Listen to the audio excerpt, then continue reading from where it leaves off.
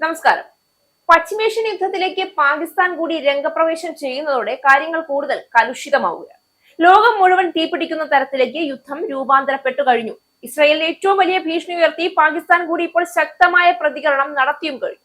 ഇറാന്റെ തലസ്ഥാനമായ ടെഹ്റാനിൽ വീണ്ടും യുദ്ധത്തിന്റെ നിഴൽ കനക്കുകയാണ്. ലോകരാഷ്ട്രങ്ങളുടെ കണ്ണുകളെല്ലാം മധ്യപൂർവേഷ്യയിലേക്ക് തിരിയുമ്പോൾ അന്താരാഷ്ട്ര നിയമങ്ങളും രാജ്യങ്ങളുടെ സാർവഭൗമത്വവും കാറ്റിൽ പറത്തിക്കളയുന്ന ഒരു അപകടകരമായ പ്രവണതയാണ് വീണ്ടും തെളിഞ്ഞു വരുന്നത്. ഇറാന്റെ തലസ്ഥാനമായ ടെഹ്റാനിലെ പാകിസ്ഥാൻ എംബസിക്ക് സമീപം ഇസ്രായേൽ US ആക്രമണം നടത്തിയതായുള്ള റിപ്പോർട്ടുകൾക്ക് പിന്നാലെ ഇസ്രായേലിന് ശക്തമായ മുന്നറിയിപ്പ് നൽകി പാകിസ്ഥാൻ രംഗത്തു വന്നു.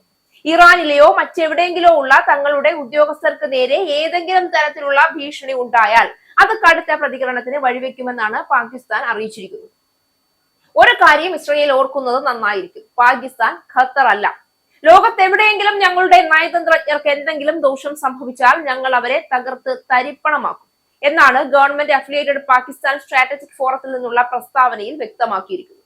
വ്യാഴാഴ്ച ടെഹ്റാനിൽ ഇസ്രായേലും അമേരിക്കയും നടത്തിയ പുതിയ വ്യോമാക്രമണങ്ങൾക്ക് പിന്നാലെയാണ് പാകിസ്ഥാന്റെ ഈ ഭീഷണി ഉണ്ടായത്.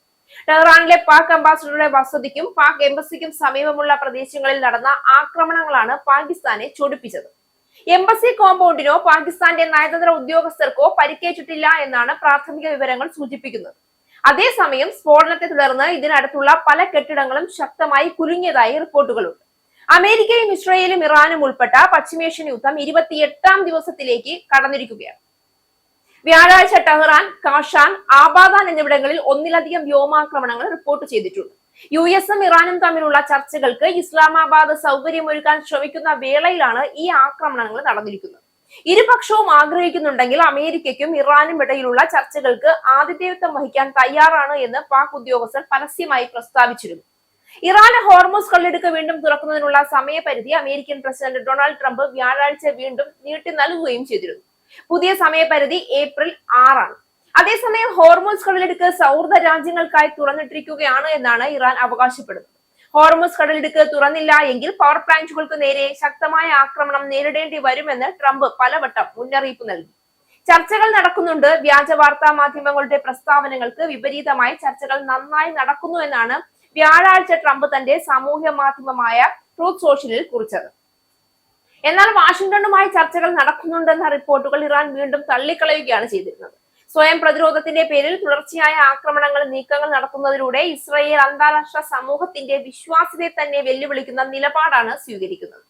ഒരു സ്വതന്ത്ര രാഷ്ട്രത്തിന്റെ തലസ്ഥാന നഗരിയിൽ, പ്രത്യേകിച്ച് നയതന്ത്ര കേന്ദ്രങ്ങൾക്കടുത്ത് ഇത്തരം ആക്രമണങ്ങൾ നടക്കുന്നു എന്നത് അതൊരു കേവലം സൈനിക നടപടിയല്ല, മറിച്ച് നയതന്ത്ര മാനദണ്ഡങ്ങളോടുള്ള തുറന്ന അവഗണനയാണ്, അല്ലെങ്കിൽ വെല്ലുവിളിയാണെന്ന് പറയേണ്ടി വരും. ഇത് അന്താരാഷ്ട്ര നിയമങ്ങളുടെ അടിസ്ഥാന തത്വങ്ങളെ പോലും ചോദ്യം ചെയ്യുന്നതാണ്. ഇവിടെ ഉയരുന്ന പ്രധാന ചോദ്യം ലോകം ഇനിയും എത്ര കാലം ഇത്തരം ഏകപക്ഷീയമായ ആക്രമണങ്ങൾ സഹിച്ചുകൊണ്ടിരിക്കുമെന്നതാണ്.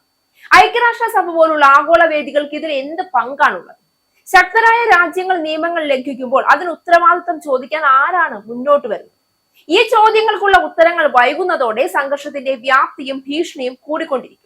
ഇസ്രായേലിന്റെ ഈ ആക്രമണ നയം സുരക്ഷയുടെ പേരിൽ അപകടം സൃഷ്ടിക്കുന്ന ഒരു പരസ്പര വിരുദ്ധ അവസ്ഥയിലേക്ക് ലോകത്തെ തള്ളിവിടുകയാണ്.